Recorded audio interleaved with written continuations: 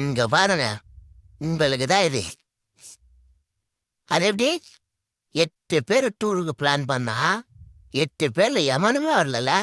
அம்மா அம்மால ஒருத்தன் நல்லா பொண்டாட்டி பொண்டாட்டி பொண்டாட்டி முக்கியம் பொண்டாட்டி முந்தானே உடுங்க போயிட்டான். ஒருத்தன் நல்லா வர வர வர கடைசி நேரத்தில் புரியுது.